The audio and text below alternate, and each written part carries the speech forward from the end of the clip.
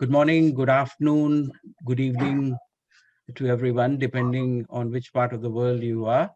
And we were just discussing that we have delegates today, attendees today joining us from the United States, from India, from Singapore, here from Australia, and also from The Hague. Dr. Kartikeya Singh has joined us. So we have had to juggle a few time zones. So thank you all very, very much for joining us all today. At the outset, I want to acknowledge the traditional custodians of the land from where we host this discussion. And I want to pay my respect to their elders, past, present, and emerging. Before I go further, may I make a quick housekeeping request that kindly put your microphones on mute for the course of the discussion, and towards the end of the discussion, you can unmute yourself if you want to ask a question or put the question in the chat box.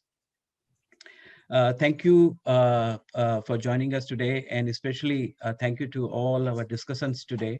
Professor Kanti Bajpai from Singapore, from Canberra, Australia, Professor Kuntala Lahiri Dutt. Then we have Dr. Badri Gopalkrishnan joining us from Seattle, Dr. Kartikeya Singh from The Hague, the Netherlands, Mr. Shaun Star, who's my colleague here at the Institute, and also he's affiliated with Jindal Global University. Of course, the wonderful author, Dr. Uttam Sinha from New Delhi, many of my colleagues from the Institute for Defense Studies and Analysis, Manohar Parikar Institute for Defense Studies and Analysis, also a large number of smart interns, the student mentoring and research training program that we have initiated 2 months ago. So many of them have joined today. So thank you all for joining today in this book discussion, which is convened by the Institute for Australia-India Engagement, the Jindal Global University, and India News. Ladies and gentlemen, so this discussion is organized to take a more informed view of Dr. Uttam Sinha's very incisive work, which is, for me, very path-breaking work, The Indus Basin Uninterrupted, A History of Territories and Politics from Alexander to Nehru. And having worked on the Indus Waters Treaty myself at the Jawaharlal Nehru University in my PhD, supervised by Professor Kanti Bajpai, is one of the discussants, I can vouch for the richness of this work and some of the facts, politics, diplomacy, negotiations on the Indus Waters Treaty, which this book brings to light. So this is a brilliant work, I must say. But having said that, ladies and gentlemen, I would seek Dr. Uttam Sinha's and his wonderful better half, Dr. Swati Pal's indulgence in saying that why this work is very special and remarkable is because that Dr. Sinha has completed this work at the heels of an unimaginable and irreparable personal loss. While many of us would have been heartbroken, shattered, and lost drive in our professional undertaking, Dr. Sinha did not.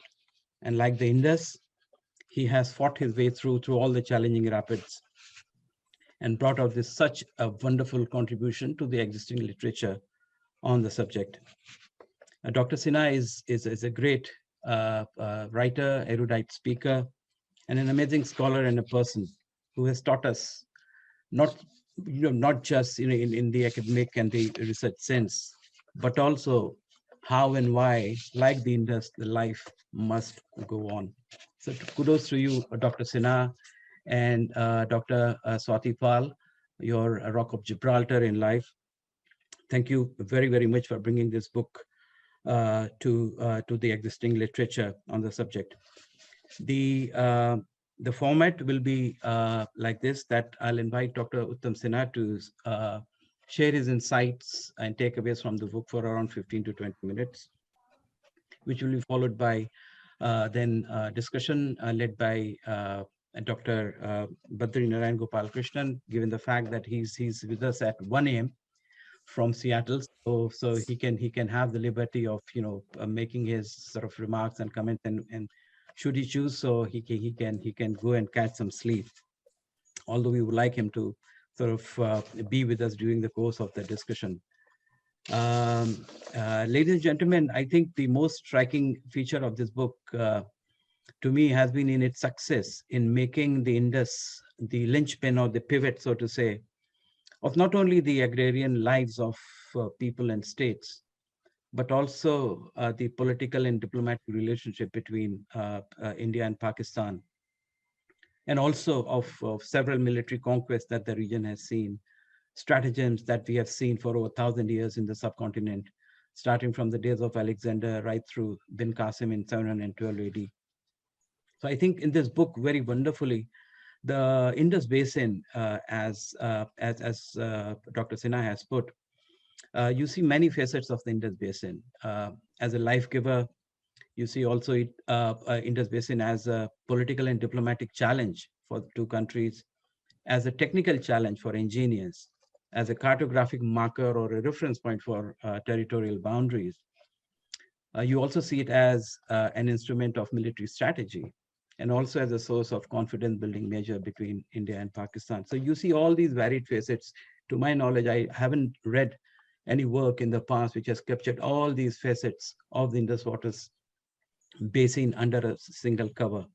So, this was the most striking aspect of this book, and I said as I said in the beginning, the discussion in the book flows seamlessly, and like the Indus itself, and uninterrupted, as Dr. Sinha says, and it's a delight to read this book, and I would strongly urge you all to buy this book because it's a brilliant contribution to many to the existing literature, and also would be a useful resource for many of you who would want to do research on the subject in the future.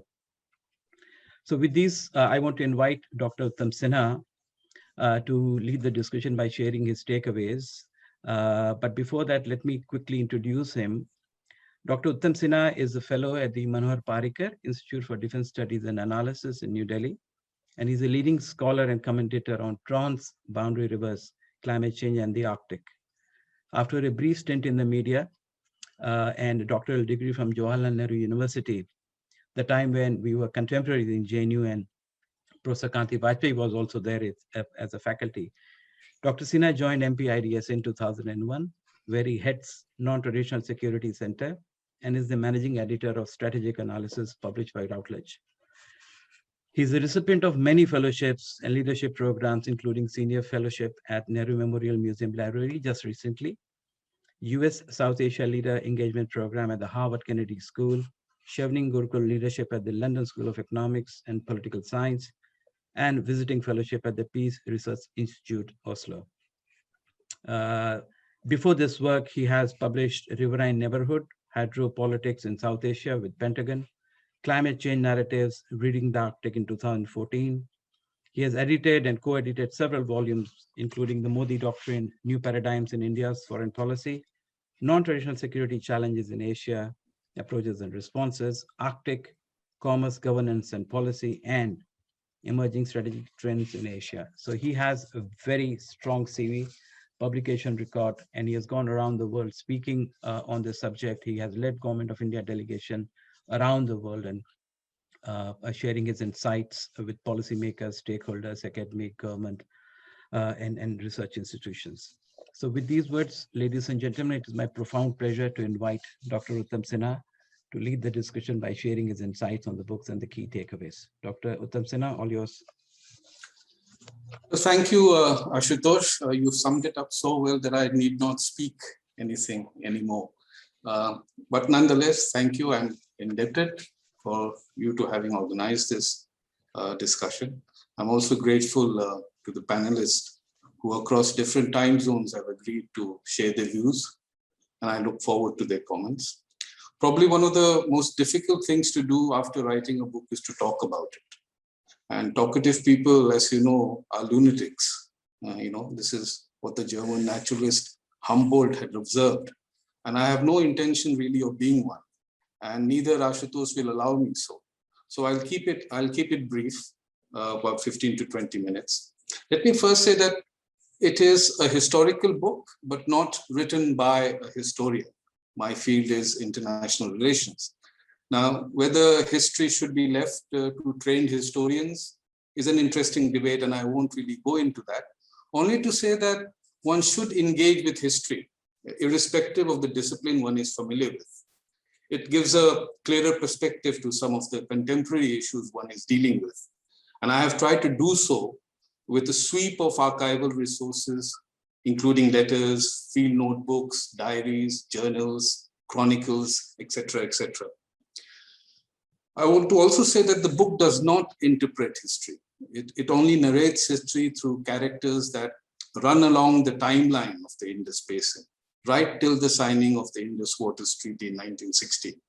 And many of these characters, as one reads and as one discovers, are greatly influenced by concerns of pride, power, envy, fear, desperation, and many a times, I think, sheer greed. And their actions and consequences have been quite momentous on the Indus Basin. In a way, I think the book humanizes, or for want of a better word, personifies the Indus, rather than merely treat it as a hydrological wonder, which of course it is. The book is divided into 5 parts. The first 3 parts covers the Indus Basin, starting with the Indus civilization, and that's the perfect place to start. Goes to the medieval and Mughal period, then to the British colonial time. And the last 2 parts deals with the partition and the making of the Indus Waters Treaty. Now, there's some striking themes that emerge from the book, which I would like to highlight here. The first is there is a continuity of history in terms of knowledge on water management, starting right from the Indus civilization. And evidences clearly suggest now that the Harappans harnessed flood inundation irrigation, also dry farming in the arid plains, and they did that together and quite convincingly, and that's why the civilization flourished. Methods like storing rainwaters and then channelizing it for irrigation was also very extensively applied by the Harappans. There are evidences of check dams and reservoirs, for example, in Dholavira, which just a few days ago has now become a World Heritage Site. And they all confirm to the fact that hydraulic interventions happened even then, as it is happening now. And this helped the people to cope with decreasing rainfall and the eastward shift of the rivers. So there was this climate change impact that was influencing the Indus civilization. And in that sense, therefore, there is an apocalyptic lesson and a very instructive history here in the demise of the civilization for us to really seriously take note of. All the changes that we are witnessing today clearly suggest that possibly in the next 50 to 100 years, we will witness the same demise as the Indus civilization did so many centuries ago. And therefore, the way we manage the basin today is of existential relevance, I think. The second thing that can be observed is water being tied to political legitimacy and being part of good governance and moral responsibility. And you can look at many of the dynasties and the kings I have delved into in the book. For example, the 9th century Hindu ruler, Avanti Varman of the Utpala dynasty in Kashmir, and he was called the engineer king. He harnessed the bountiful water resources of the kingdom to bring peace and prosperity. And that's quite essential when we look at the Indus Basin. Adequate attentions were given to flood management and irrigation as well. And these were very important in maintaining social order and the legitimacy of the ruler. And we see this continuously in history. Muhammad bin Tughlaq, for example, and he was described by historians as a wise fool. And he took a wide-ranging administrative reforms. Many of these administrative reforms are quite disastrous. But when it came to water management, he was quite successful, I think, in encouraging farmers to build their own wells. Water harvesting principles were applied. And he possibly was the first ruler to establish a department of agriculture, the Diwan-e-Kohi, as he called it, and then gave special schemes and loans to farmers to improve cultivation in the Punjab Doabs. You see, similarly with Firoz Shah Tughlaq, of course, he didn't give too much on the networks of canals he built. But I think later on, the British realized that the knowledge of the network of canals that he had constructed and built were immensely significant for them to expand the irrigation system in Punjab. And likewise with many of the Mughal rulers, we find the rivers playing a very important part in their own legitimacy and their rule. The third theme, I think, which emerges from the long history that I've covered is the commercial and the strategic objectives of the British in the Indus Basin. And part 2 of the book deals deeply with this aspect, the starting with navigation on the Indus, which again, ironically, if you look at the Indus Basin today, there's hardly any mention of navigation. But when the British came in, navigation was one of their principal approaches to deep root themselves in the Indus Basin. And the Trans-Indus region was for them the panic zone, really. And the British were really concerned with foreign invasion, especially fearing Napoleonic France and Imperial Russia coming into India. And therefore their control of the Indus Basin was very critical to maintain their power and their prestige. And there's a good account of all that in the second part of the book. I think their diplomatic alliances with Persia, Afghanistan, with Lahore is quite fascinating. And I describe how Lord Minto's 3 wise men, which I did call them John Malcolm, Mount Stuart, Elphinstone, and Charles Metcalfe, how they deal with the complexities of diplomacy in Persia, Afghanistan, and Punjab.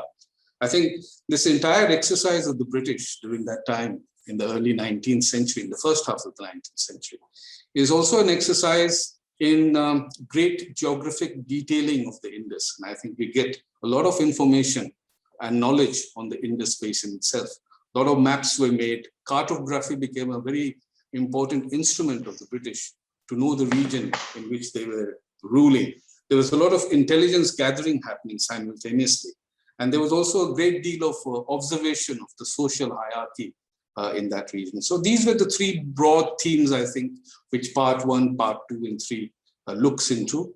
Of course, I've used a lot of characters here to describe these themes, make reading sort of interesting in a more storytelling manner, which I think is a useful way of making the subject relevant. Part 4 and part 5 describes the partition and the making of the Indus Waters Treaty. And there's some revelations there that I was particularly struck, particularly the role of the civil engineers as the boundary line was shaped. And this, I think, is an understudied area, the role of the engineers. And one has to really acknowledge the engineers' alertness and diligence, such as, for example, Kanwar Sen, who was the Bikaner State Chief Engineer, or, for example, Sarup Singh, who was the East Punjab Chief Engineer, and even Lala Arjuria, who was the chairman of the Central Water Commission. All these people very quickly understood the strategic significance of the headworks and how and why it should be with India, which was very principally important, I think.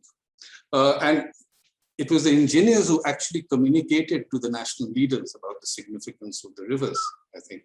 And there's a whole interesting account of this, which I won't tell because I would like you all to read through it. But I think one important aspect, which again often gets missed in this post-partition period and the significance of the headworks, is the role that Maharaja Sadhu Singh of Bikaner played. And he was a very important actor in this episode. Remember, Sadhu Singh had very close personal relationship with Mountbatten. In fact, both of them had served in the World War I, in the trenches of the World War I. And Sadhu Singh's father, Ganga Singh, and which you all know, the man with the resplendent turban in the Treaty of Versailles was signed in 1919, and that famous portrait. It was his father, Ganga Singh, and he had made this Ganga Canal, as it was called, which brought waters to Bikaner. And if the headworks had gone to Pakistan, then Bikaner would have been essentially dry. And that Sadhu Singh quite realized this significance of the headworks. And in fact, he even threatened at one point of time to join Pakistan if the headworks did not come to India. I think this very nationalistic argument of the civil engineers quite clearly comes out through the resources that I've looked into. And it was clearly wedded in both the political and the strategic. And it defined, in a certain way, India's right or the rationale as an upper riparian country. to establish claim of the waters in its territory before downstream utilization, that is of Pakistan, became a prospective right. I think that set the ball rolling for the Indus Waters Treaty, which was eventually signed in 1960. I'll bring in two more elements before I end. There was also, I think, a very strong sub-nationalism as seen through East Punjab when the rivers were divided after the partition. And the mood in East Punjab was very local, very charged, very provincial. And I think it was rooted more in the ground reality of water requirement that East Punjab needed at that point of time. And it almost contradicted the sort of lofty reconciliatory goals of Nehru. And there's one very interesting letter, which I'll probably read out, which Nehru writes to the Premier of East Punjab, Gopichand Bhargav, on 28th April 1948. And he writes, and I quote, "I'm greatly worried at the stoppage of canal water, which used to flow to Lahore district. Whatever the legal and technical merit may be, there is little doubt that this act will injure us greatly in the world eyes, and more especially when food production is so urgently needed everywhere." And he writes further, "I have little doubt that water will have to be allowed in future because such stoppages cannot occur normally unless there is actual war."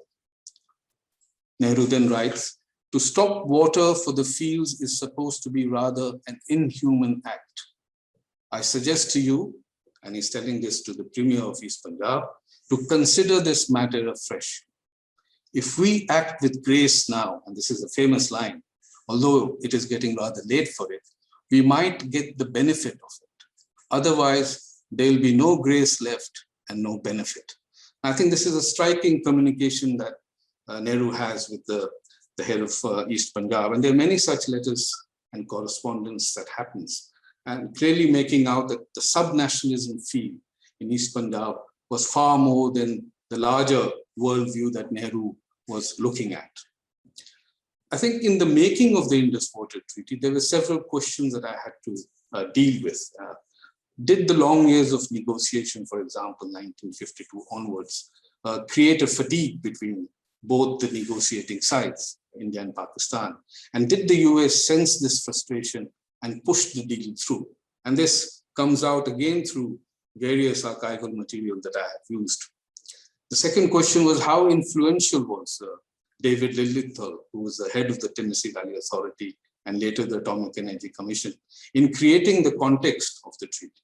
And David Lilienthal comes to India and in fact interacts with Nehru. He walks the sprawling lawns of Teen Murti where Nehru stayed and discusses this whole idea about the basin with him.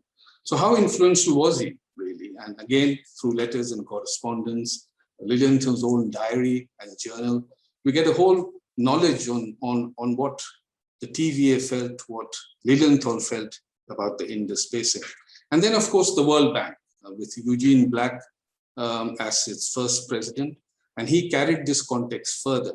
So you get a whole lot of knowledge and understanding on the events that were unfolding during these 8 years of time before the treaty was signed in 1960. And also then there was a larger strategic dimension to it, which I have looked into. For example, did the Cold War and the resultant alliance system between the two superpowers impacted the division of the Indus River system? And there is a fascinating account of that as well.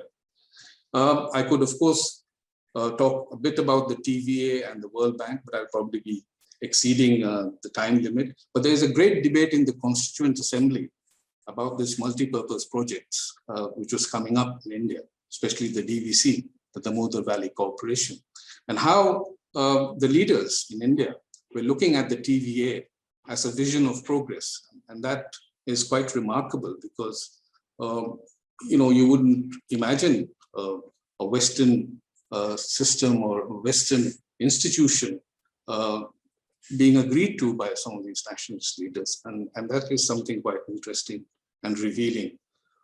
Even the World Bank involvement, I think, is quite remarkable because the World Bank had no political or ideological appeal in India. And in fact, they were scorned as a capitalist and a prejudiced agent by the Indian system. But the fact that they did get involved is again very interesting.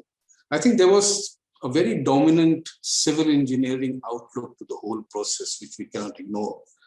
They looked beyond the frame of ideology and looked at the US as the child of modern engineering. And therefore, we find this science and technology of hydrology coming in a big way into the Indian system. And that really and truly influenced the negotiation and eventually the signing of the treaty. And to the final bit of the book, I think the most fascinating aspect for many of us in terms of the contemporariness of the issue is how Jawaharlal Nehru prevailed over the debate in Parliament, which was largely, if you look at the debate and read the book, which was largely questioning the treaty. But Nehru was supremely confident of his worldview. And while he would listen, he would eventually be the master of his own thinking. And we ask many questions today on Nehru and the Indus Waters Treaty. For example, India's generosity of giving away more than 80% of water to the Indus Basin to Pakistan, which is seen as a sort of a Nehruvian blunder, and if not a blunder, certainly a lack of political foresight. Or, for example, why India failed to see through the motives of the US and its so-called cohort, the World Bank. And it gives us some understanding of the complexities of the negotiation and how eventually water was seen more as an appeasement or buying peace with Pakistan. And I think this is all captured in this part, the final part of the book. I would finally say that there was an undeniable Nehruvian internationalist mindset to the entire water issue with Pakistan.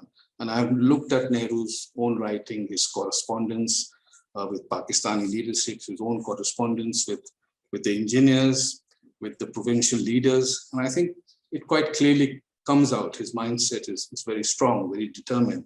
And his interest in international problems is all well known, I think. And his ideals of oneness, I think, often clashes with the realities of power politics, which I think he did understand, but he adamantly refused to accept. And that I found much in his writings and the letters that he communicated. And despite the opinion not too favorable to the treaty, Nehru had a very distinctly different take on it. And he would often say, in the light of his foreign policy approach, not to miss the larger picture. And having signed the treaty in 1960, he emphasized this point, that it is the context that we have to consider, not a particular bit. But the goodwill and the friendship with Pakistan that was hoped to usher from the generosity came as a blow, as Ayub Khan, soon after signing the treaty, talked about the physical possession of the upper reaches of the Indus River Basin and refused to talk about the Kashmir problem. Now we are 60 years on the treaty and it continues to survive, but it's under huge pressure, both physically and politically. And this 60 years period is what I'm actually going to cover in my next book, which I'm happy to say has just begun. So thank you, Ashu, for inviting me to talk about the book, and I look forward to the comments. Thank you. Thank you. Thank you very, very much, Dr. Sinha. Like always, it's so blooming wonderful listening to you.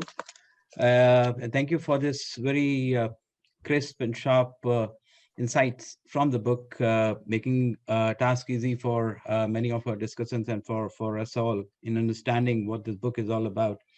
And as you very rightly said, that in the research that I had done on the Indus Waters, as you very rightly pointed out, one of the successes of the Indus Waters Treaty negotiations has been the role of leadership. And because we had a strong leadership towards the end of the negotiations, you had, of course, Nehru in India and you had Ayub Khan in Pakistan. So that strength of leadership was very critical in getting the agreement going. And also, as you pointed out, the composition of the negotiation team itself. You had lawyers, you had engineers, you had cartographers, you had hydrographers who actually knew what they were talking about. And they were given a full, I think, freedom from their leaders to negotiate every aspect of the river and the treaty. So I think this was also one of the reasons, and also the venue of the negotiation in the critical phases was also very critical. Rome, London, and Washington, away from Karachi and New Delhi, that kept the negotiations away from media limelight, from domestic pressures. So which showed that why it is important to also sometimes choose neutral venues for such critical negotiation, and also the role of the World Bank in getting it all sorted through the financial support that was needed to get this through. So thank you very much, Uttam. Now I would like to invite Dr. Badri Gopalkrishnan to share his thoughts. Ladies and gentlemen, Dr. Gopalkrishnan is an affiliate faculty member and senior economist with the School of Environment and Forestry Sciences at the University of Washington, Seattle. He has co-founded Infinite Sum Modeling LLC with offices in Canada, USA, India, China, Hong Kong, and presence worldwide. He has served at the Purdue University Center for Global Trade Analysis, and he has also been a fellow at ICRIAR in New Delhi. His expertise pertains to analysis for business strategy and public policy, and employing a variety of quantitative models. And he has published extensively, over 100 research papers in reputed journals, books, and other articles. His citations he has got over 4,600 citations in various forms. He has been an independent consultant with several organizations, including McKinsey, IMF, World Bank, POW, United Nations, EU, ADB, KPMG, London School of Economics, Commonwealth of Nations, PwC, Harvard University, Government of India, United States, Finland, Turkey, and a lot of non-for-profit organizations. He has a very strong CV and record, and that's why we thought he'll be a perfect person to come into the discussion and share his insights on the book. Dr. Gopalkrishnan, please take it away. Thank you. Thank you very much, Dr. Misra, and for inviting me. And thank you, Dr. Sinha, for the great explanation. I really enjoyed reading the book, although I must admit that I couldn't read it as deeply as I wanted to, since I had very limited time. My discussion here is going to be mostly based on my work on economics of environment and water resources, particularly in India. Some of the work I've done there, and I'm trying to relate this based on that, and also a little bit of my less informed kind of knowledge about history. So while reading the book, I was actually able to get a lot of insights in the history of the whole region. So I quite enjoyed the first part where Dr. Sinha explains how Indus has been the the provider of identity to India, and and a lot of discussion in the Hindutva circles about various terminologies. They actually are based on Indus and this early civilizations of Harappa and Mohenjo-daro, and all these things are definitely part of this. And before Alexander invaded, there is no recorded history about Indus, but there are always mythological and other kind of stories. But one thing that Dr. Sinha notes is that even historically, not only now, but even historically, there have been climate issues, droughts in the region in this river, and that actually led to several hydraulic interventions, and that shows how rich was the civilization and the technologies in the ancient times too. And definitely another thing that I've also noticed in various civilizations in the world is that river is a very prominent discourse. It reflects the people and the culture, and in that sense, Indus is very, very important from that point of view as well. And we all know about the Alexander's conquest. But there, I really like the details that Dr. Sinha mentioned. Like for example, Alexander, thought that Indus is the head of Nile, and he wanted to, uh, keep going towards the east after winning all the battles. But basically, finally, he went back. Um, the and various aspects there. But I really also like the further history discussions on the further history post Alexander, which basically starts few hundred years after that. Nothing substantial happened before then, but it's basically about Qasim crossing the Indus and the entry of Islam into India, and and basically also the accounts of various foreigners who visited the region, and the reservoirs and aqueducts, inundation canals, and all these different facilities. They have been studied by the foreigners, and also the details, the technical details of that, like mathematics, astronomy, and even Hindu philosophy. These were also studied by the travelers, and in addition to the flora and fauna in the region. So yeah, there are some more details on the history, like again Genghis Khan and Babur and so on. So those are all actually I learned. Basically, I want to say that I learned quite a lot of history in particularly the first few parts of the book. uh, and I think uh, I wanted to focus on the last few parts, the postscript, and the last a few parts, the last particular last part actually, where Dr. Sinha, you talk about the contemporary importance, and what is the reality in terms of the treaty itself. I mean, I'm not also getting into the details of the treaty, which again was, I would say, that is the heart of the book. There is so detailed explanations there, and very very critical analysis on uh, what are the various communications, and who said what, and how this whole thing materialized after a lot of discussions, and you also summarized now. So I'm not getting into those details, but I want to mainly focus on the current status, and that is where I also want to briefly talk about some of my work very briefly, which is related to this. So I did project few years ago for the same World Bank, which was instrumental in this treaty, on water scarcity in South Asia. So the economics of water scarcity, looking at the current status, and in the next, it was like a few years ago. So we're looking at the potential changes from 2007 to 2030.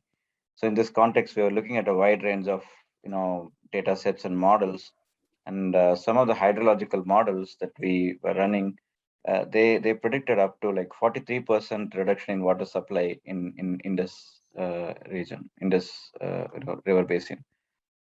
That was astounding, and it is actually much bigger than reduction in water supply in all the pretty much all the other rivers in the region, in the whole South Asian region. I mean, the very next to us, if I remember correctly, Krishna River, which had like 20% reduction in water supply in these 13 years. And this reduction, partly it comes from climate change because of the global warming, climate change, and all these rainfall reductions and all these things, but also some other reasons, some other organic changes. So in this context, in such a huge water scarcity situation that may happen in the future, and probably to a large extent, even now it's happening. This treaty is quite important, and also it is coming under huge pressure of being broken on both sides, as Dr. Sin also mentioned a while ago. So I think that is an important thing to think about. But at the same time, with all these discussions on how this came out and this historical perspective, one kind of positive thing that I see here is, despite so many wars that happened after that, um, this has not been changed even a bit. The treaty has been still followed pretty much verbatim by both countries, despite all the political stances, rhetorics, threats, jingoism, and so on. Um, that is in itself a huge achievement. I feel like, thinking ahead, I think this is a great precedent for various other projects in the subcontinent. For example, this International Solar Alliance, they have been talking a lot about one world, one roof kind of thing, like where you have this solar energy, the grids that are connected across countries, so you can actually take advantage of the time differences and minimize the use of batteries. So, for example, if you're connecting from let's say Cambodia till Saudi Arabia, if you have a continuous grid, then basically when it's morning in Cambodia, it's going to be night in Saudi Arabia, and you don't have to store the electricity in Saudi Arabia in the night. We can just take it from Cambodia. It can come. So this is a little bit of digression, but basically what I want to say is that kind of inter-country infrastructure, grid connections and so on. So far, they have been, people have been quite skeptical about them, and I'm also skeptical. But just looking at this history of Indus Water Treaty, the way it has been totally untouched, despite all these difficulties and geopolitics and so on. I think it gives us some hope that this kind of more economic engagement between India and Pakistan and other countries are possible, irrespective of the political challenges and difficulties. But it's just a matter of starting it, basically. Like Indus Water Treaty had just to, like somebody had to just start that, and they had to just negotiate and sign it, and that's still respected till date. So the same way, if some other projects like solar grids and so on, if they get started and they get concluded, the discussions get concluded, then it is quite likely that they may stay for a longer time than what we could imagine in today's context. So that is one kind of futuristic thought I had. I'm pretty sure Dr. Sinha would have many more ideas, in the next book you're going to discuss. This is one kind of very wild thought I had after reading the book. And there are a couple of the small points. One is about, I was really kind of surprised, and it was a big learning for me to know that India, despite only receiving 20% of the whole deal, India has been heavily underutilizing the water that we have available. So in this context, the some of the recent developments of constructing infrastructure to avail more water, which the news articles that I had seen earlier and the discussions I had with people gave an impression that India is now aggressively working towards eventually breaking the treaty. That was the kind of the impression we got, but actually that's not true. We're just going away from this underutilized state to somewhat moderately utilizing the resources within what is allowed. We are not basically breaching any agreement, any point of agreement in the treaty.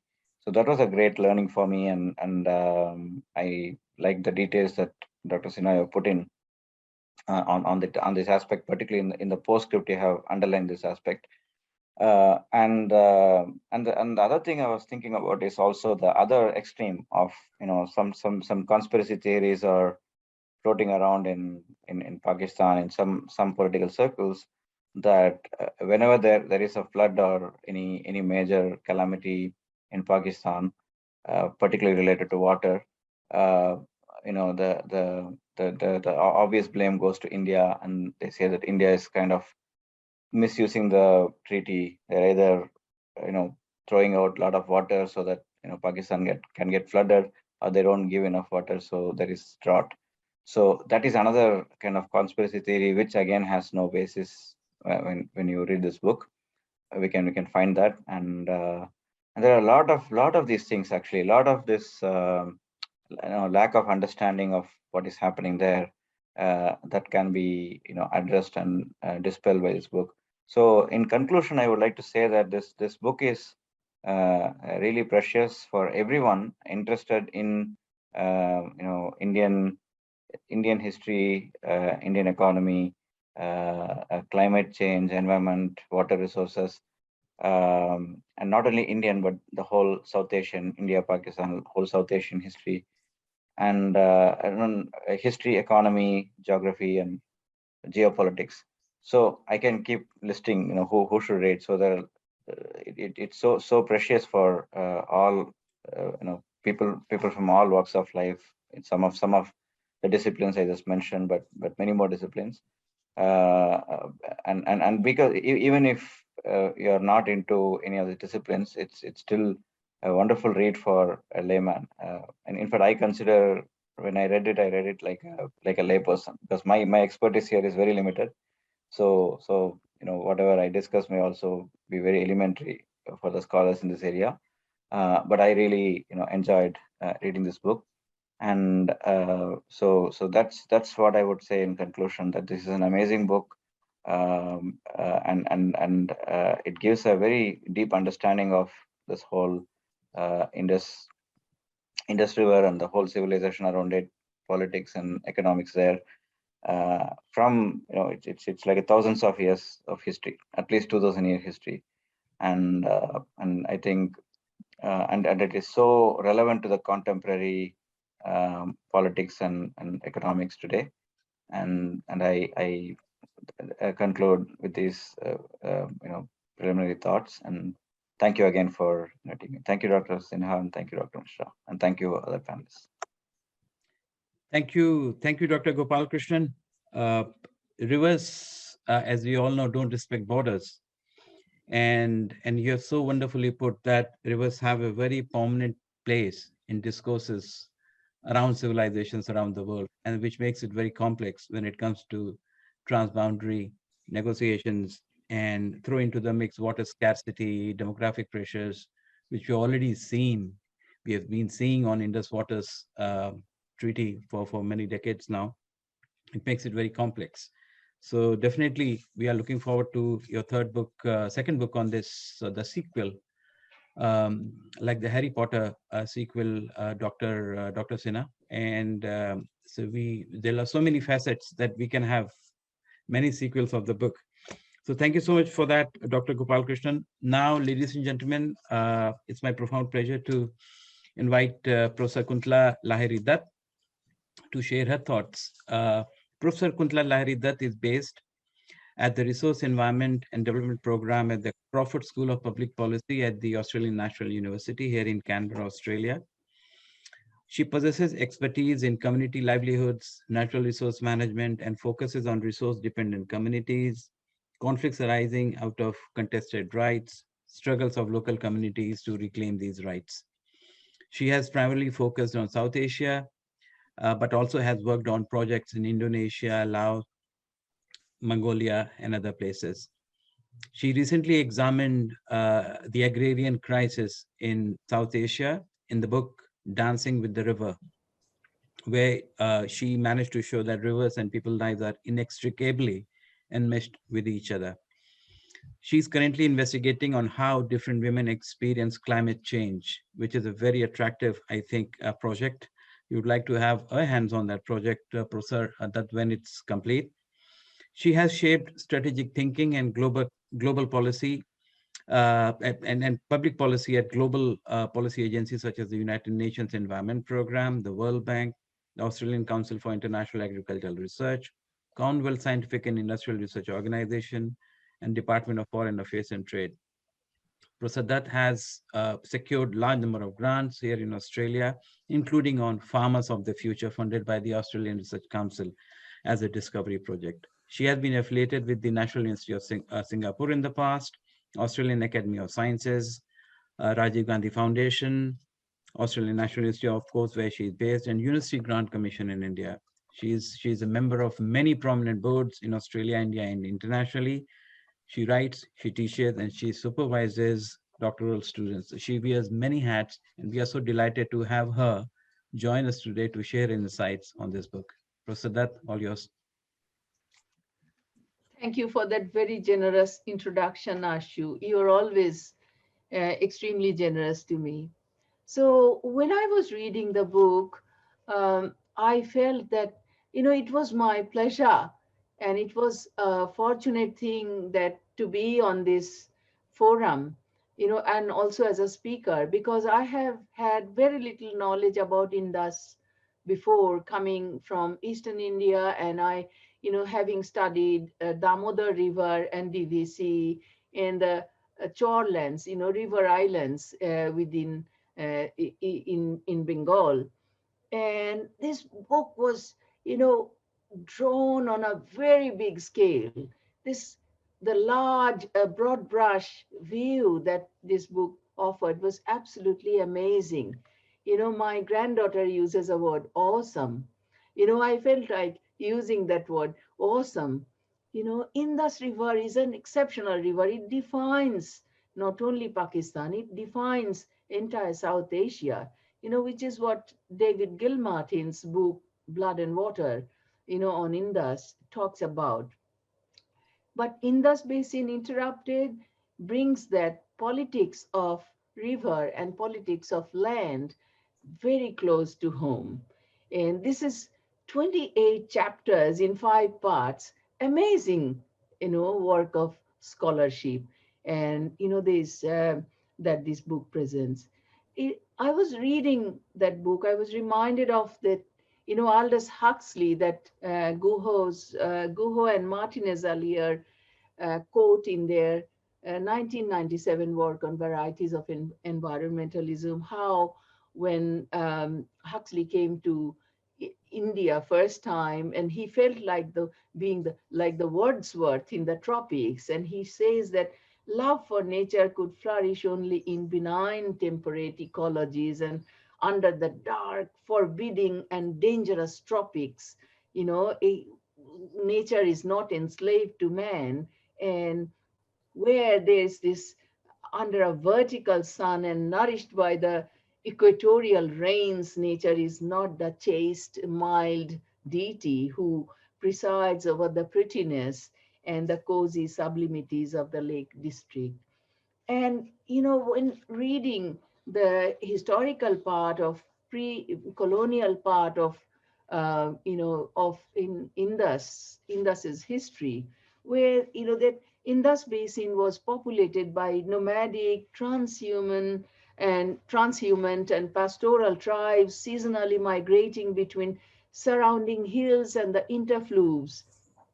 And these communities grouped under, chieftain type authoritative groups, they pursued a mix of flood recession agriculture and cattle rearing and trade and raiding as well. Here, adaptation to extreme seasonal variability and river volatility, was involved with countering environmental unpredictability and social certainty through reciprocal obligation, exchange, and distribution that went on between the communities. And this is what, I think the colonial uh, perception of Indus River and its roughness, the rugged and volatile environment, rough environment that it represented, to the colonial rulers. So canal building history, I really love that, that part on how the Sukur barrage, the fundamentally changed the lower Indus region, because that sort of resonated with my own work, where I, noticed that how the meaning of land and water changed in eastern India, as rivers were separated from land, land became more valuable, and rivers became this, uncivil entities that need to be protected, that need to be kept away from human civilization. So in Gilmartin's work, the whole process that started is described as civilizing instruments, the engineering projects, and kind of civilizing of the, I would say, civilizing the rivers in Eastern Indian context, and in Indus's context, that absolutely fantastic engineering work that went on, to control that river, and giving rise to equivalents of chore lands, bait lands. In maybe they'll get a little bit of a mention in your, and how people live on these lands will get a bit of mention in your next book. But coming back to the present book, what I liked about it is, again, in a very broad brush, uh, that ability to link, in the time, different aspects of time, different parts of time, how the book easily moves between the past and the present. And I absolutely love that. The latter sections on Indus Water Treaty are not disparate from the, when you describe the past, Professor Sinha. That's very well linked, that mobility between past and present, the time dimension is so well done in your book. The scale dimension, I am a human geographer, I'm not a historian. I enjoyed the way you moved between the macro and the micro, the big picture stories, and then the little, stories that you told about people, also the check dams and all these. That was absolutely fascinating.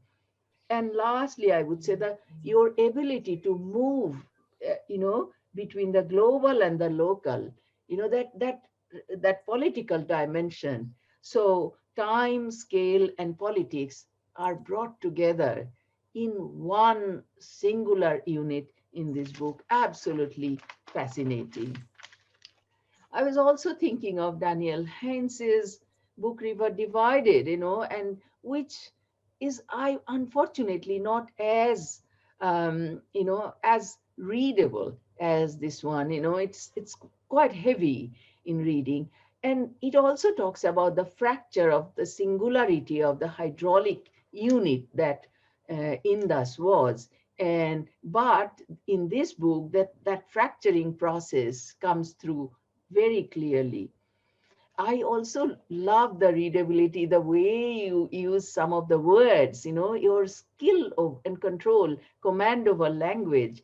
Nehru convincingly unconvincing in describing the intricate politics of, and the engineering question that needed a technical answer, how these people were presenting Indus as a problem, where people had lived for generations and made minor modifications, hydraulic modifications, and how they were presenting it as a, huge engineering problem, and posing a technical fix about that problem.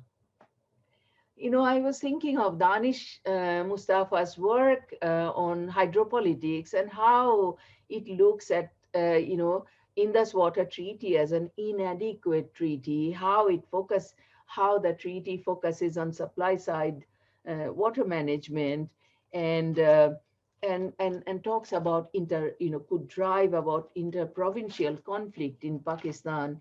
But this book presents a magnificent and truly path breaking analysis of Indus River as a whole in a holistic manner.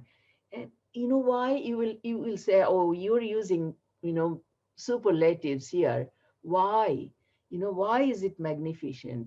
In one word, I will conclude that because it revises the standard historical narrative on the Indus region as a whole, and its Indus River, Indus region, and its people that helps us to reconsider the current understandings of water management in Indus Basin.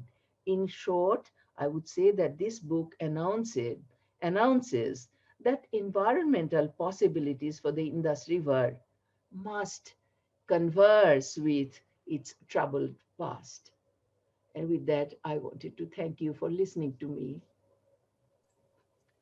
Dr. Dutt, Professor Dutt, thank you so very, very much for sharing your thoughts and bringing the agrarian and the community dimension into the discussion, which Uttam has also covered in the book. Civilizing the rivers through engineering works. Very, very nicely put, Professor Dutt, I must say.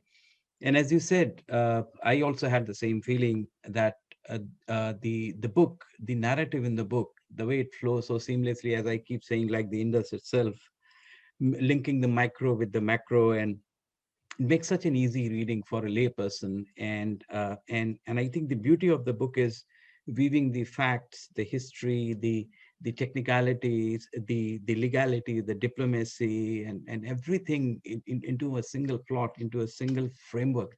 I think that is the most fascinating part of this book by Dr. Sinha. So thank you so much for that, Professor Dutt. Now, ladies and gentlemen, it's my profound pleasure to invite Professor Kanti Bajpai, who, as I said in the beginning of this discussion, has been a contemporary of both Uttam and I at the School of International Studies, Jawaharlal Nehru University. And in fact, he has been, if I remember correctly, a discussant in one of Uttam's paper on water at IDSA many years ago. Professor Bajpai is the director of the Center on Asian Globalization and Wilmer Professor of Asian Studies at the Lee Kuan Yew School of Public Policy at the National University of Singapore. He basically focuses on international security, Indian foreign policy, national security, and he has recently published a book on India-China relations. Professor Bajpai, before coming to NUS, has been professor in politics and international relations of South Asia at Oxford University. He was previously also the headmaster of the Doon School in India. He has taught at the Maharaj Sayaji Rao University of Baroda and has held various visiting appointments at Wesleyan University, Columbia University, University of Illinois, Urbana-Champaign. And he has also been affiliated with the Rajiv Gandhi Foundation, Joanne B. Kroc Institute of Peace, Notre Dame University, Brookings Institution, and also Australian Defence Force Academy here. He's been also a distinguished fellow at the Institute for Manohar Parrikar Institute for Defense Studies Analysis, and he writes regularly for the Times of India. He's been our guru. As I said, he's discussed our works in the past, supervised or mentored on our work. So again, it's a double delight, Professor Bajpai, to have you with us in this discussion to share your insights on Uttam's book. All yours, sir. Thanks so much. It's really very nice to be here with Uttam, who, as you say, we all go back to JNU days together. And of course, Ashu's here as well. Ashu's thesis under me, one of the chapters deals with the negotiations over the Indus Waters Treaty. And Uttam and I have kept in touch. He was also a contributor to an edited volume that we did on China-India issues here at the National University of Singapore at the LKY school. It's fantastic to see this book. I wish I was holding the hard copy in my hands. There's nothing that compares to the feeling of a nice, weighty, well-produced book in your hands. But we'll wait for that. We'll wait for that moment. And we were joking with Uttam earlier about how he owed us all a hard copy. It's a fabulous book. I think my co-panelists have drawn attention to several features of it, including how nicely it's written. And having just finished a book for a general audience, I can share how difficult it is. I mean, I thought it would be easy to write in simple, accessible prose, to liven it up with stories and so on for a general audience. and it proved to be very difficult, and I'm not sure I really pulled it off, but I think Uttam has pulled it off. There's dense history here. There's a detailed telling of, as somebody said earlier, I think the previous speaker, kind of the scale of time and space that he covers, which is truly impressive. But let me just reflect on what are some of the things that the book brought to mind. I think a lot of the substantial part of the book, Uttam himself has shared with you, and the two previous panelists and Ashu himself have pointed to some of the key arguments and episodes and personalities and so on. I thought I extracted 6 points to me that made me think about this and that, that echoed, and that I sort of linking up to other themes and ideas that I've encountered over the years. So I guess the first point was that I hadn't quite ever appreciated. I myself, in my PhD thesis, dealt with river water issues in South Asia and looked at, the India-Bangladesh river water issue, and then also the India-Pakistan. I hadn't quite ever got my head around and appreciated the deep kind of historicity and all of that of the Indus system. And I think, this really gave me that. Tracing the river and its history back to, the Indus Valley civilization, Alexander, Mir Qasim, the invasions of the 8th century, and all of that. I think, I kind of vaguely knew all of that, I think, almost a kind of schoolboy understanding of that. But the really deep hydrology of this western quadrant of South Asia, and tracing back, it's called Indus Basin Uninterrupted, the book, and you see how he traces back patterns of conflict, sometimes of cooperation, of public goods provisioning.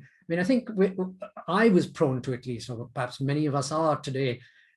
We think about this area in a very modern kind of context, and forget that they've been very enduring patterns of geopolitics, of local conflict, but also of cooperation at very micro levels, at the level of governments and societies, that the invasions and points of conflict kind of pivoted often around the existence of this fantastic river system.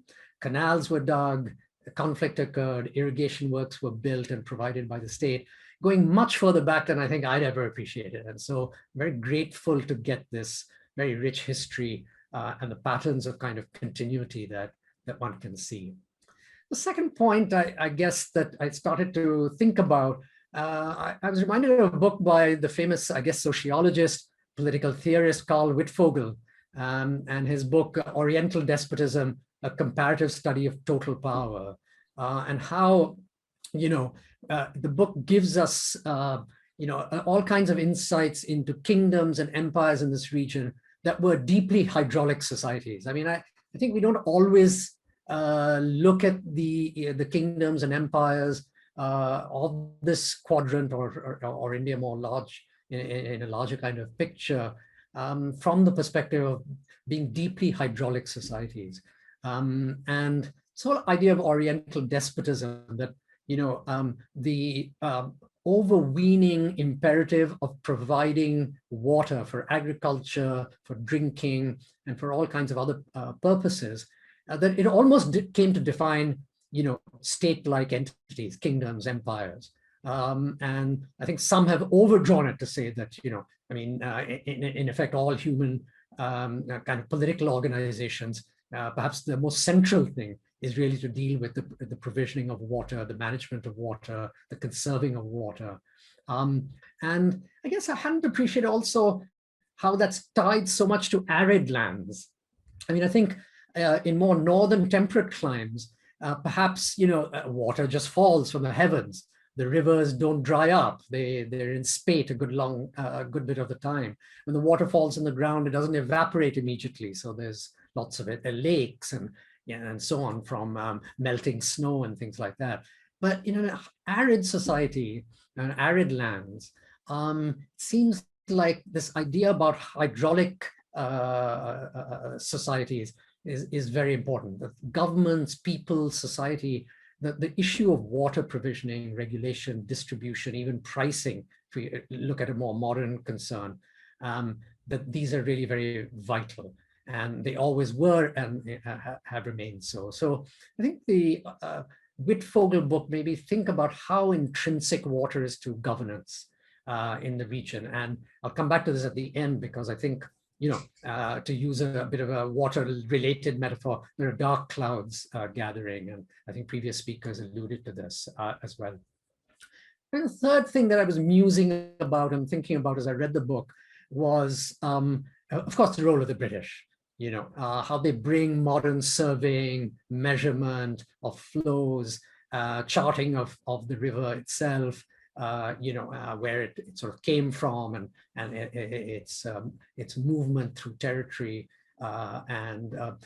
So, I mean, the colonials did lots of harm, and they also did some very important things that had to be done in a kind of a modernizing society.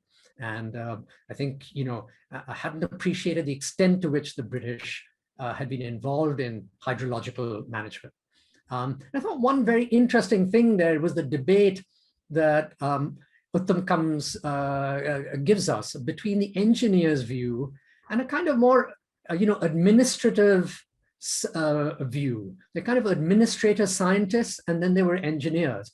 And I'm not sure I quite got it. So I think later, perhaps, we can get Uttam to say more about it. But clearly, there were points of conflict going back British times between a purely engineering view, a very functional view of what was appropriate and what needed to be done.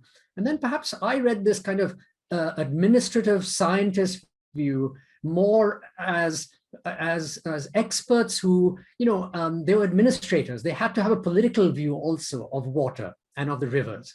They had to deal with things like water revenue. They had to deal with, who would win and lose when water was provided or not provided. They had to keep an eye on how politicians would use water for their advantage or not. Whereas the engineers seem to want to sequestrate it as much as possible. Although it's interesting that, what we see, in fact, is that around partition, it's the engineers who, somewhat put aside their just purely engineering view, as it were, or maybe through their engineering, become quite nationalistic and alert their respective governments to the very, very important issue of what is to be done about the water, who should have it, and how they should have it, and so on.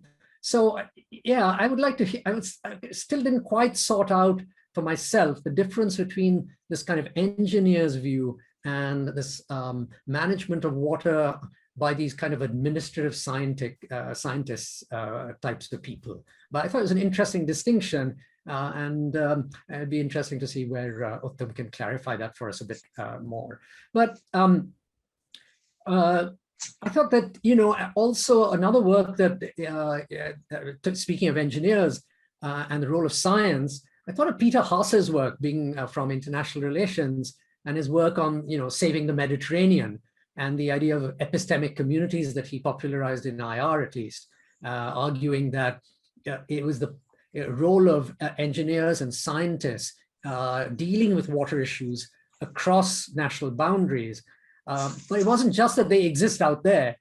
They become effective in pushing towards cooperation when they are located in the kind of actual management and the negotiating teams and the advisory teams of governments.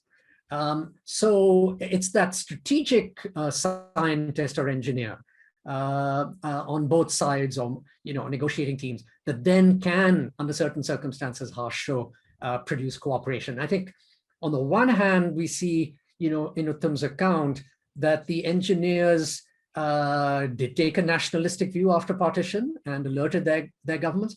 But as the negotiations progressed, particularly under Eugene Black and the World Bank, they became, in a sense, the epistemic community, the convergence of scientific paradigms and views and solutions led them towards some form of cooperation. It might not have been ideal, but there you are. I mean, so I thought I looked to see if Uttam was referring to Peter Haas's work. I didn't find it, but I may have missed it.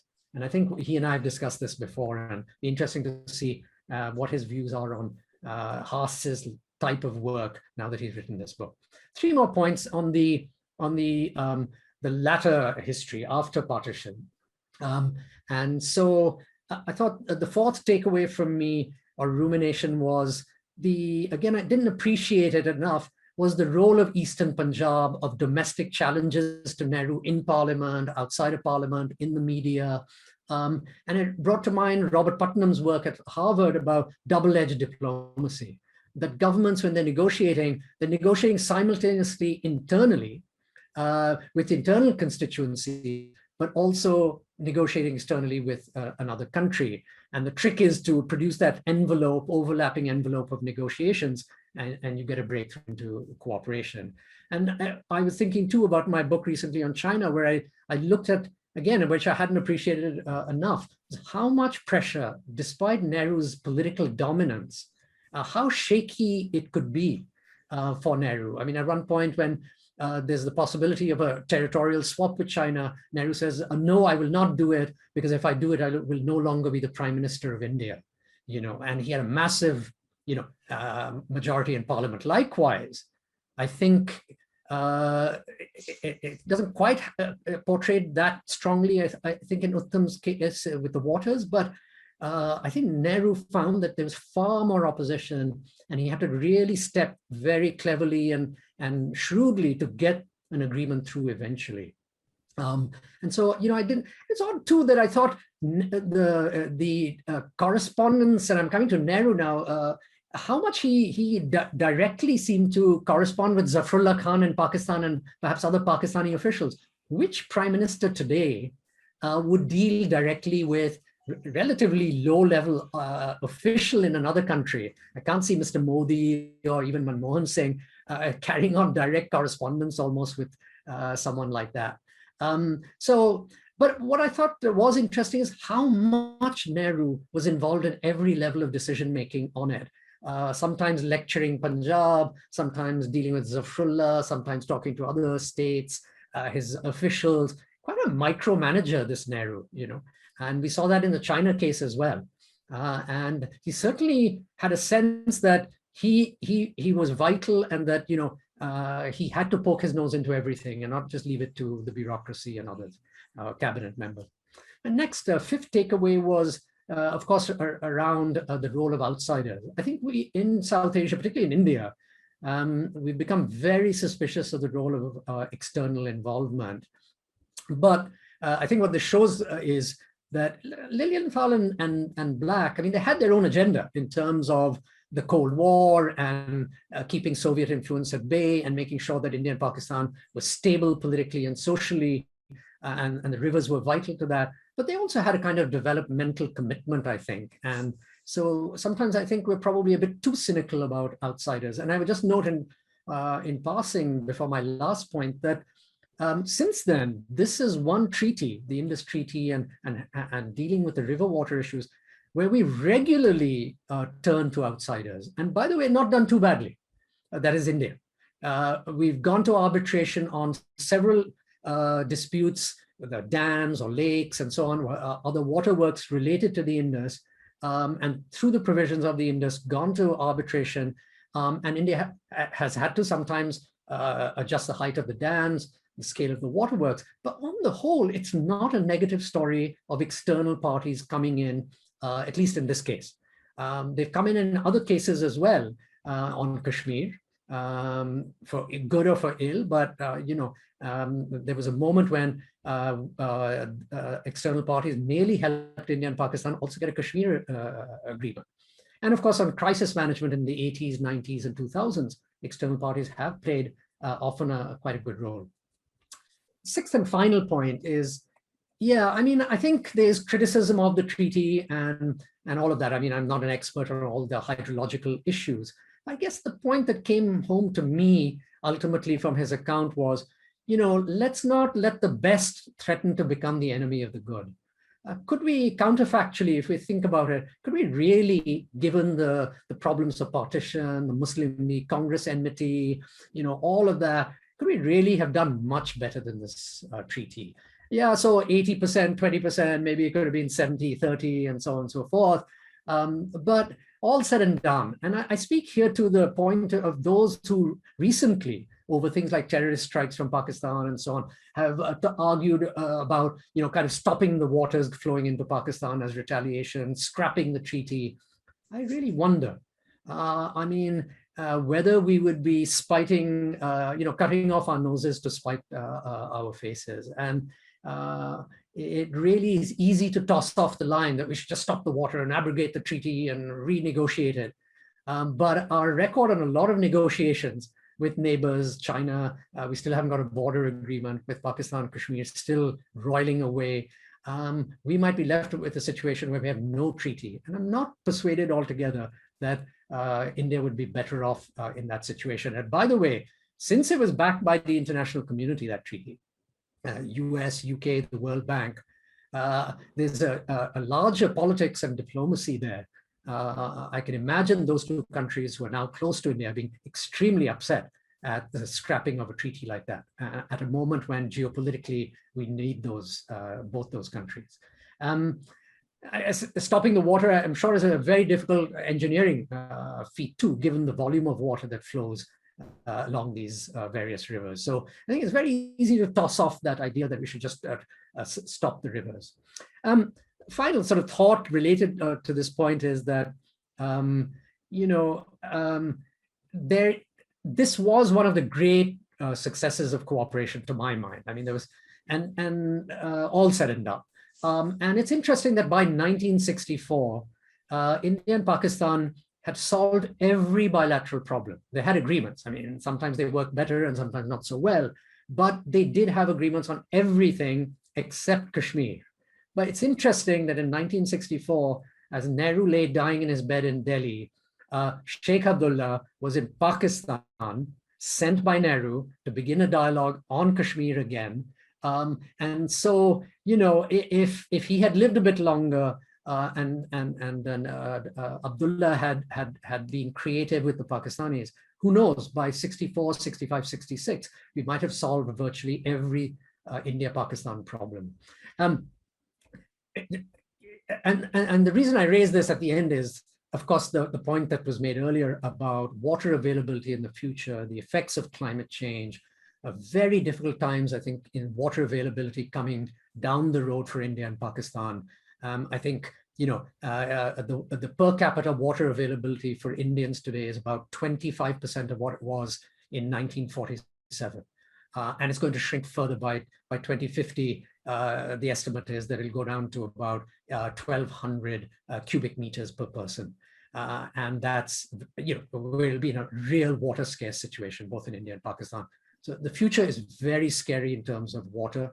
And I think, this book made me think about that future much more than I have recently. So let me just stop there. Thank you very much for this fine book and for this very interesting panel. Thank you. Thank you very, very much, Professor Bajpai, for your wonderful insights covering the various aspects, that you thought were important coming out from the book, the historicity of the Indus Basin, the deep hydrology, the aspect which has not been known to many people. Then also talking about the Oriental despotism work and the role of kingdoms and empires in the hydrological management of the basins. And then also coming down to the role of the British in the hydrological, adopting a hydrological approach to the basin in managing the Indus, and also from the revenue point of view. And then bringing in the Peter Haas's IR perspective on river water sharing and raising the strategic importance of the role of engineers, the kind of role they play in international negotiations. And then coming on to the post-partition history and talking about Robert Putnam's work on diplomacy and linking it to the negotiations and role of leaders, and talking about how Nehru used to micromanage and how much he was involved in the negotiation. And lastly, the role of the third party, the outsiders, which has largely been seen with skepticism. But if you look at India's history, Pakistan's history, and bilateral history, not always third parties have had a negative role to play. So with these, thank you very, very much, Professor Bajpai. And I understand in The Hague, Kartikeya, he's got a lot of things on his plate and he has to rush very soon. So without further ado, I want to invite Dr. Kartikeya Singh, who's the program director at the Stichting SED Fund at The Hague in the Netherlands. He brings more than a decade of experience in engaging with government, research institutions, and intergovernmental organizations, civil society, private companies in the sustainable sector. He's traveled from Arctic to the Antarctic and explored challenges of energy politics, geopolitics in the climate and in the changing climate. Dr. Kartikeya, before coming to SED, has been at the Center for Strategic and International Studies, and he was leading the center's Engaging Indian States initiative. And as a part of that, he had two separate initiatives focusing on energy and healthcare engagement with various Indian states. Dr. Kartikeya received his BS, Bachelor of Science in Ecology and Sustainable Development, and his MESc from Yale School of Forestry Environmental Studies, and his PhD from the Fletcher School of Law and Diplomacy. Dr. Kartikeya Singh, you bring a very sound experience and understanding of several aspects of this book, and we're looking forward to hear your comments on the book. Thank you, Ashutosh, and thanks for inviting me. I'm sorry that I'm pressed for time, so I will try to do what I do best, which is speak really quickly and hope that you can follow. I want to congratulate Dr. Sinha on this incredible book. I think telling the narrative of this river is no easy task, and I will echo the sentiments of Dr. Bajpai and sort of the accessibility of it, because that is critical. Really drawing you in to what the river has been witness to, straight from the Indus Valley civilization through to the period of the treaty and partition and what have you. And I'm sure that the river could tell more stories since that point. And I think to that end, the ecologist in me would say that the only parts that you left out, which I would have really been intrigued to know, is the ecology of the river. And of course, that is not the mandate that you set out to do, but you did make some passing reference to rhinos and elephants at some point in time being on the banks of the river. That is sadly not the case today. But there is a very iconic species, the Indus River dolphin, which I think is critically endangered and is another sort of enduring symbol of the river that I think will come to matter. It matters now, but will even matter from a diplomatic perspective, I think. So let me just briefly touch on kind of what this narrative of the river kind of evoked in me, and I think why it sort of matters. And as my intro alluded to, my job in the recent past has really been translating the political economy of Indian states for the foreign policy and business community. And it was really interesting to see that in your account of what the river how the river has been a stage for conflict and diplomacy and engineering, that there was a role of identity that ultimately ended up shaping how it was used, how it was divided. I mean, the examples of nationalistic engineers was fascinating. The role of East Punjab in particular matters. And I think it matters for India's diplomacy and water sharing with neighbors, but also more importantly, if we're to take a look at, what do we know about water conflicts? Looking at the scale of water conflicts around the planet, the majority of them are subnational, right? So we can feel pretty secure about how this international water sharing agreement has endured. But the truth of the matter is that, there's a lot of subnational conflicts on water that are simmering in India, and they have bearing on India's international water sharing agreements. And so, and if you look at that again through another lens, in India, the problem of water conflicts is very linked to identities and identity politics.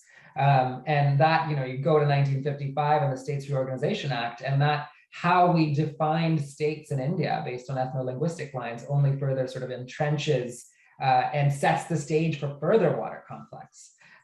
So I think that, with the rise of regional politics and parties, we've politicized water sharing to new levels. And I think the problem, even comes back from this British era that you refer to.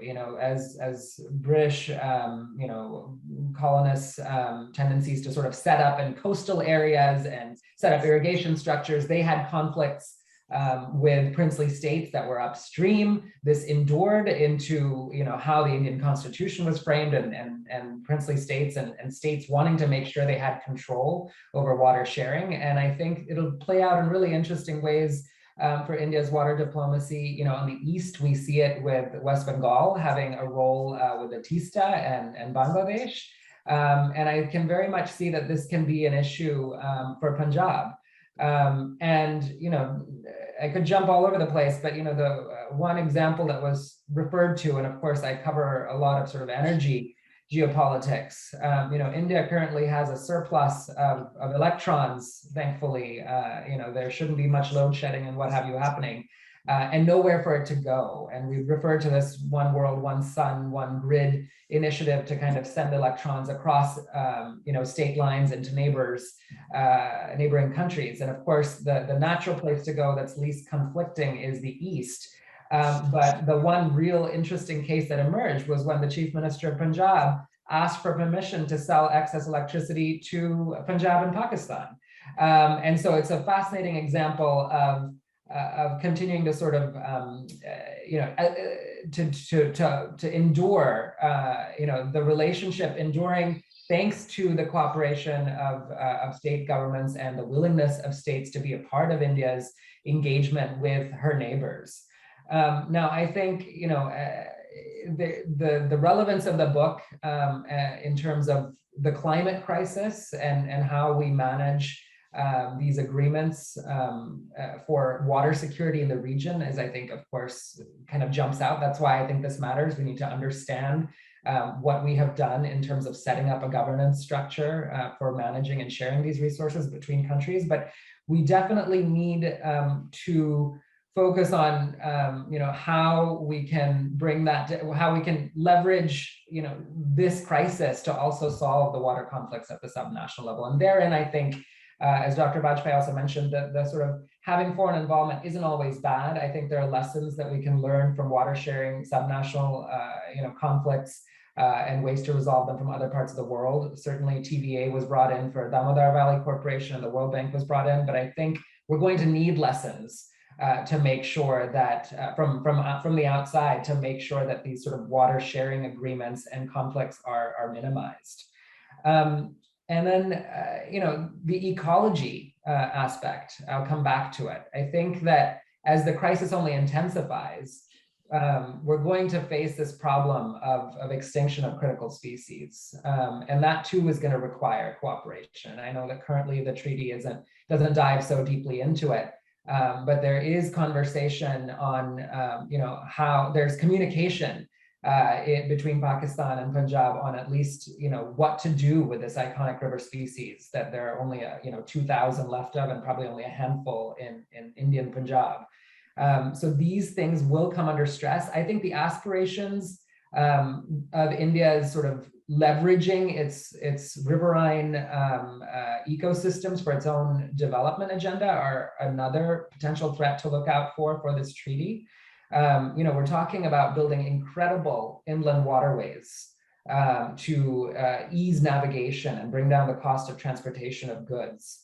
While it may be a difficult engineering feat to turn off the taps on the Indus to go towards Pakistan, if we're talking about interlinking, maybe that's an aspiration. The interlinking of Indian rivers allows for a possible place for that excess water to go. I mean, barring, of course, the fact that I think interlinking is not a good idea. It's economically not very sound, and I think ecologically devastating. It's still so far into the future that the possibility of turning off the taps of the Indus, a mighty river, and stopping the flow of water is almost comical. It's impossible to do. Yet there are threats to climate that will reduce the use of water, and maybe it will become easier to divert and siphon away more before it goes downstream. So I think these are some of the threats that the treaty will face moving forward. And I think that we will need to engage state governments as we manage this dialogue with neighbors on the sharing of water resources, of mitigating the conflicts.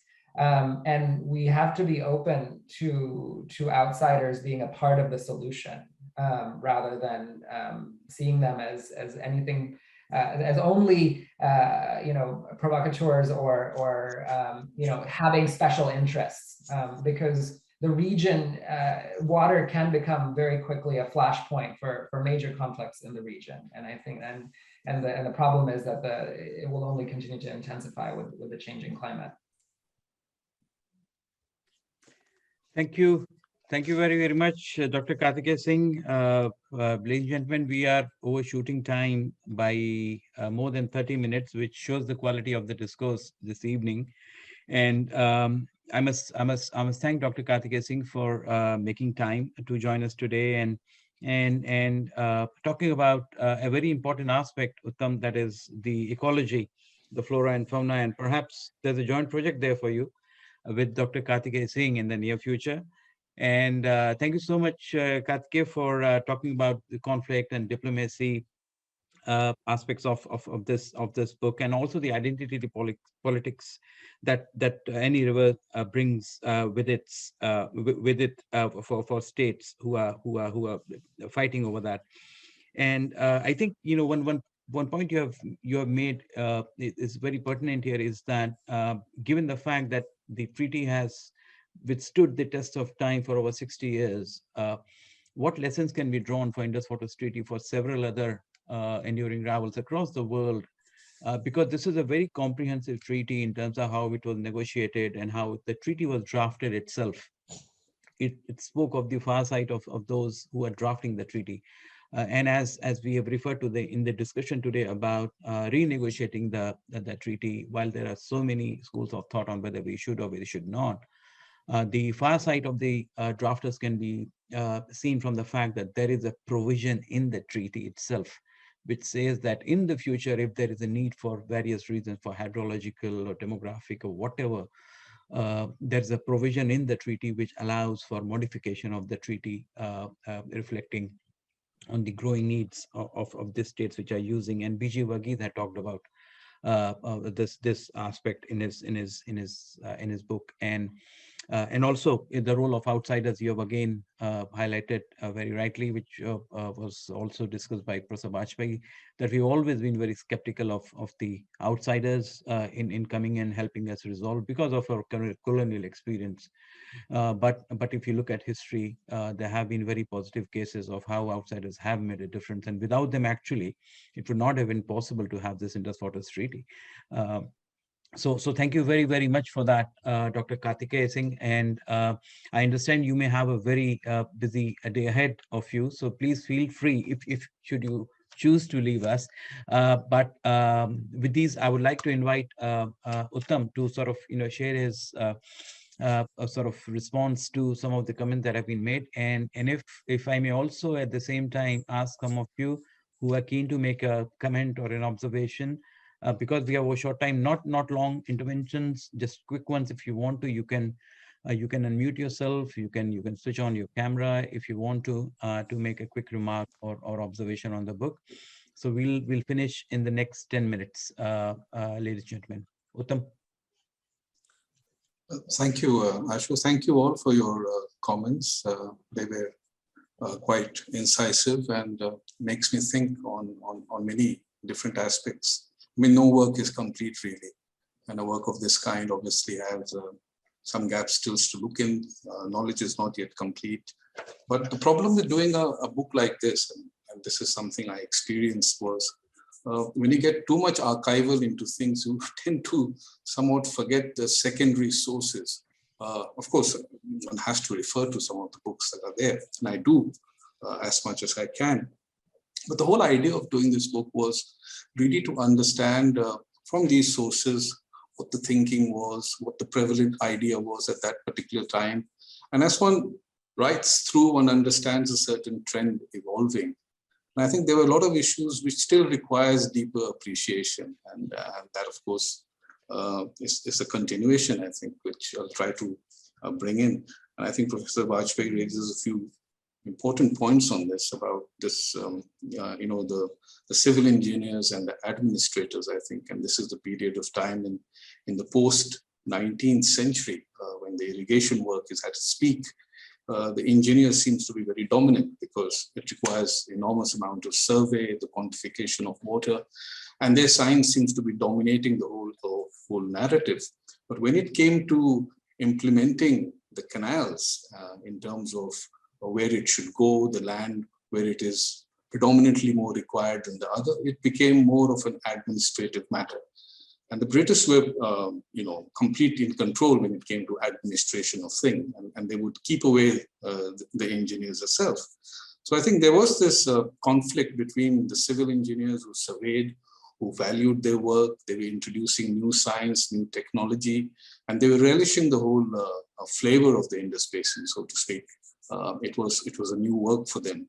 But the administrators were still looking at irrigation systems as a matter of control, and that was very vital for the British, I think, in terms of their power and in terms of their prestige. Who should get how much water? And I think this debate is still very relevant in terms of the upper riparian and the lower riparian. How much water and at what time? That's what really defines the tensions between countries. It's not just water available every year, but what particular time do you get how much water? And I think that's where the administration really held control of things. And if you look at the various acts that came during that time, we often forget the Canal Act, which was put forward.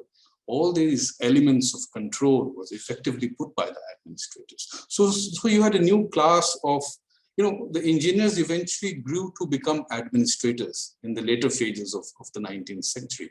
And a new class of administrators emerged, the colonial scientists, administrative scientists emerged. And they were, in some sense, had greater knowledge of the irrigation system, as well as learned to administratively do things. But I think in the later half, when the disputes emerged between the provinces, between Sindh, Balochistan, and Punjab, we find more administrators coming in to resolve these disputes, I think. The engineers were kept away in matters of surveying the resource and finding out in terms of quantity, what was the flow level and what time it is required, what are the kind of dam structures that needed to be built. So the administrators are back again in controlling the whole issue about the disputes. And then again, as history tells us, there are ironies and there are repetitions. In post-1947, here again, we have the civil engineers. Initially, it was more about nationalism and the strategic control of the headworks, which appealed to the nationalist leaders, in particular Patel, Sardar Panikar in Bikaner, Nehru himself, who was quite unaware of all this, obviously. So there was this far greater communication between civil engineers and the political leaders at that point of time. And then eventually, I think the Indus water does become completely dominated by the engineers. It is, after all, a technical treaty detailing every aspect of the hydrology. I think there was political management that Nehru and the other leaders were doing. But the nitty-gritty, the details, the sharing, the 80, the 20, all these were determined by the civil engineers, and they were given a free hand on both the sides. We see high voltage of politics, but I think the engineers were quite together in determining the Indus Basin, evaluating it, surveying it carefully, and then determining the methods of distribution of water. So these were interesting as we look at it, because we look at the Indus Treaty so much as a political aspect. And even today, I think, while there is political voltage on the Indus water, high rhetoric, it is the engineers which sort of moderate the whole issue. And that is why we have had 116 permanent Indus Commission meeting, despite of everything. And even the last time we met was in March. So I think there's a moderation control by the engineers, who are generally from the Department of Civil Works in India, Water Resource Department. Of course, political aspects are very different. It's played in a very different ground. And that is why I think the Indus Waters has continued to survive, because there is a sort of an engineering outlook and an engineering agreement to it. And therefore, abrogation becomes very difficult. In fact, the whole issue now is not about abrogation, which is political. It's used as a threat, it's used as a rhetoric. From time to time, it brings in a lot of public sentiment, which of course has its reasons. But I think the whole issue and the attention on the Indus Basin from our side is to optimize the treaty. And the optimization actually comes from the engineering feedback that goes into it. And that is why it has survived, I think. So, of course, I will continue my debate with Professor Bajpai on this. And I think it's wonderful your points that you've given me to explore further, I think. And as I look into now the 60 years of this treaty and how it has functioned, I'm going to bring in a lot of political leadership now. Of course, Nehru signed the treaty in 60, died in 1964. There's still that 4 years of time. And then Shastri in 65 war, 71 Indira Gandhi. Remember, Indira Gandhi always saw water as a means to an end, you know. And yet she was a very environmentalist leadership in many sense, brought in so many amendments and legislation to ecology during her time. And a wonderful conversation with Dr. Salim Ali just shows a remarkable ability to think about the environment and the ecology. I think we can draw similar parallel to Margaret Thatcher, who in UK during her time raised a lot of environmental and climate change issues. So these are interesting comparisons. Of course, Bajpai himself later on thought about water in terms of conservation and preservation, despite the fact that he had the interlinking of rivers going, right? And then, of course, Modi brings in water very central to development process. So there's a whole lot of width to cover here. And I think these points that you've made and the others have made, I'm going to look at it more carefully and see what I can bring in. Thank you. Thank you. Thank you, Uttam. If there are any comments or observations, just quickly, please unmute yourself or switch on your camera. Otherwise, Anushka? Yeah, please go ahead. Anushka is our smart intern. She studied at the Lady Shri Ram College, and she's an enthusiast of IR. So no wonder she's asking the question. Go ahead, Anushka. Thank you, sir. That was going to be my question. Can I ask a question and not make Yeah. No, please go ahead. Thank you, sir, and very good afternoon to all the panelists. Thank you for your brilliant remarks, and thank you, Uttam sir, for your brilliant book. Sir, I've unfortunately only read a few chapters, but they were extremely insightful. And sir, as you have highlighted in the book, Pakistan accuses India time and again of water harm, and on this, I bring to light the issue of the dispute resolution that happened on the Kishan Ganga water dam, and sir, I felt that it was carried out very messily, in the sense from the arbitrary involvement of the World Bank to Pakistan's quote-unquote revenge project, which was the Neelam Jhelum. So, sir, in this light, could you tell us a little about what are the dispute resolution mechanisms that are available to us on the Indus Water Treaty that are perhaps more bilateral, more direct?